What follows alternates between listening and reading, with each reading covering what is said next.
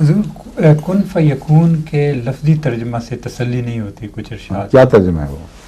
کہ اللہ تعالیٰ جب فرماتا ہے کہ ہو جا تو بس ایسا ہی ہو جاتا ہے. کیا یہ کہاں سے لیا ترجمہ آپ نے؟ میں نے ترجمہ لیا نہیں، ویسے ہی میں اپنے ذہن سے اپنے ذہن سے پتہ نہیں کیا ہمیں ترجمہ یاد کیے. تفسیر سبیل دکھائیں.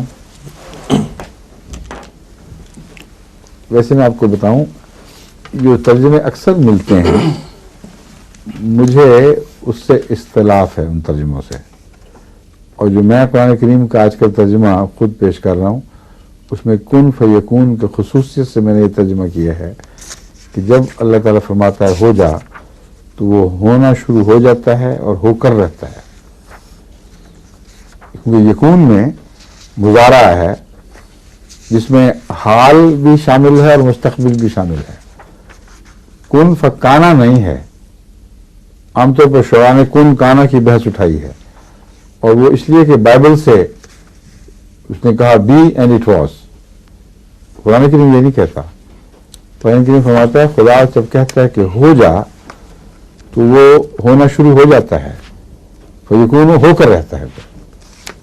تو وہ ہونا شروع ہو جاتا ہے، کو چھوڑ بھی دیں تو ہو کر رہتا ہے والا معاملہ ہے. یہ ہے اصل بات.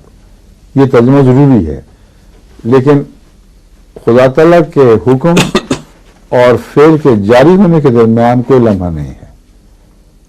اس کی بنیاد پڑنی شروع ہو جاتی ہے. اس کے جو بھی اس کے ضروری محرکات یا موجبات ہیں وہ ان خطوط پر چل پڑتے ہیں جن کے آگے بڑھنے کے بعد نتیجہ وہ ہونا چاہیے جو ذکر فرمایا گیا ہے.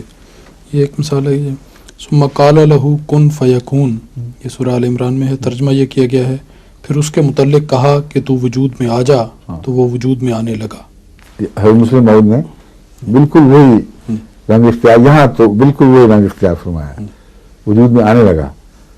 تو میں یہی ترجمہ کرتا ہوں وجود میں آنے لگا اور آ گیا، آخر پر بالآخر آ گیا.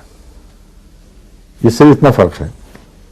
لیکن وہی حکمت حضرت مسلم موعود کی پیش نظر ہے کہ یہ مراد نہیں کہ اسی وقت ہو گیا ایک دم، کیونکہ انسان کو جب کہا ہو جائے تو 1 بلین سال تو اس کی ترقی میں لگے ہیں، مگر ایسا فعل ہے جو پھر ہو کر ہی رہتا ہے، بدل سکتا نہیں. ناممکن ہے کہ اس کی تکمیل کی راہ میں پھر کوئی چیز حائل ہو جائے. ٹھیک ہے، آگے.